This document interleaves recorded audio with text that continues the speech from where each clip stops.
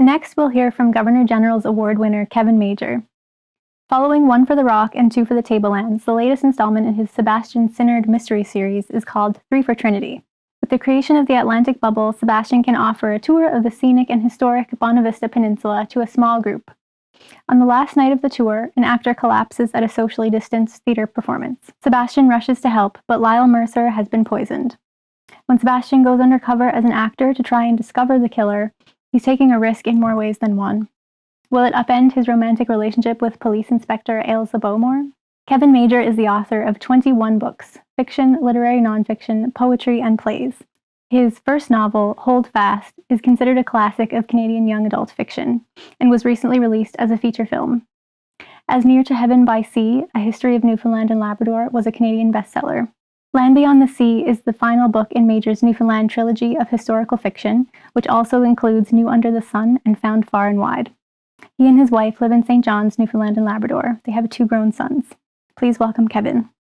I'm Kevin Major, and I'm reading this evening from 3 for Trinity. This is the 3rd book in the Sebastian Synard Mystery series that I started a couple of years ago, first with One for the Rock, followed by Two for the Tablelands. So this one takes place in Trinity in Bonavista Bay, and it's the home, of course, of Rising Tide Theatre. And the protagonist and his group, he's a tour guide, and he's brought a group to Rising Tide for one of their evening performances. It doesn't go quite as expected. A prerequisite for being hired by Rising Tide is that you be multi-talented. If you can't sing or play an instrument, you better darn well have something else besides acting up your sleeve. Don Abbott is a part for you in Shenanigans, the evening variety show, regardless of the fact you're beat out after just spending 2 hours parading around Trinity in the sun and wind as part of the pageant. With the season's company reduced, it seems only the cream of the crop has been hired. They are an amazingly talented lot, merging seamlessly between the roaring opening musical number, fiddle, accordion, and voices in high gear, to a recitation called Gutted by COVID, composed just for the show, to a skit based on Ted Russell's yarn from the years before Confederation called The Hang-Ashore. In Newfoundland, the word hang-ashore needs an explanation which is forthcoming from one of the characters before they're long into the skit. A good-for-nothing, a slacker, someone too lazy to fish, who'd rather stay home and cause trouble.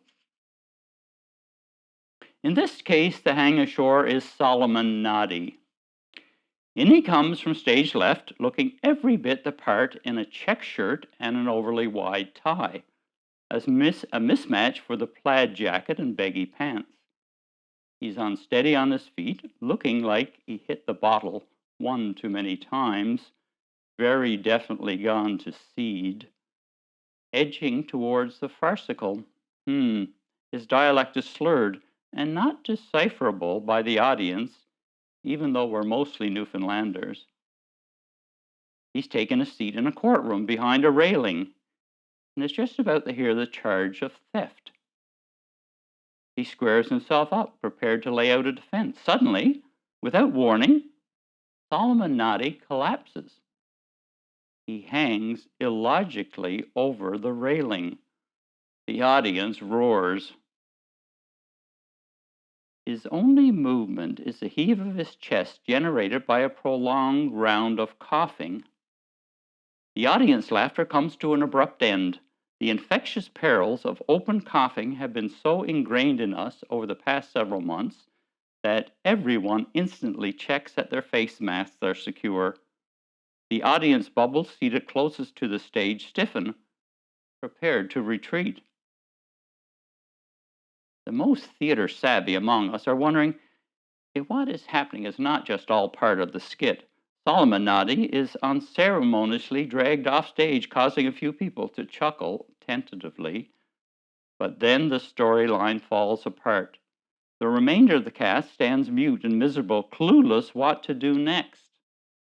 And tearing her way from the back of the theater, where she's been watching the performance, is Donna, hair flying, sputtering behind her face shield so intensely that it fogs her view of the audience.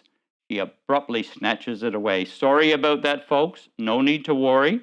He's been tested. We've all been tested. It's his asthma. Probably mislaid as puffer. You know what the young crowd is like. Sit back, folks. Sit back. Enjoy the rest of the show. Meanwhile, I'll make sure he's okay. Which is meant as much for the cast left on stage as it is for the audience. The space is cleared of the skit's props in record time. Donna is hardly out of sight before the fiddle is back in action, displacing the pall that has pervaded the theater. The show goes on. These things happen. I glance at Ailsa. She's also not so sure. She leans close to my ear. I think I better check this out. She abandons her seat, the tour guide behind her, both of us trying to look inconspicuous as we take the same side entrance to backstage that Donna has taken. We hear her before we reach the cluster of people around Solomon Noddy, who by this time has finally stopped coughing. Good God, where's his puffer? Lyle, if you're drunk, I'll have your friggin' head. We watch one of the stage hands dig the inhaler out of Lyle's pants pocket. Ailsa steps forward. I'm trained as a first responder. Donna snaps a look at her, but before there's time to ask the question, Ailsa flashes her identification card. Inspector Bowmore, RCMP. She's part of my tour group, I add quickly. Move back, boys. Give her room. An RCMP officer can have that effect. Ailsa kneels on the floor next to Lyle, makes a quick check of his pulse, forces open each eyelid, rests a hand on his chest, puts her face closer to his. She glances up at Donna. Heart rate is good, but his pupils are constricted and his breathing is abnormal. You should get him to a hospital right away. Adding as an afterthought, no smell of alcohol on his breath. It sets Donna in high gear. Get in the back of seat of my vehicle, she barks, tossing a ring of keys in the direction of a stagehand. And one of you fellows scrabble in there with them. Soon they're gone, out a back door and around the side of the theater to her forerunner, now spitting gravel as it backs up the access road and tears off in the direction of Clarenville Hospital, 70 kilometers away. No mind to the fact that an RCMP officer is staring into the trail of dust.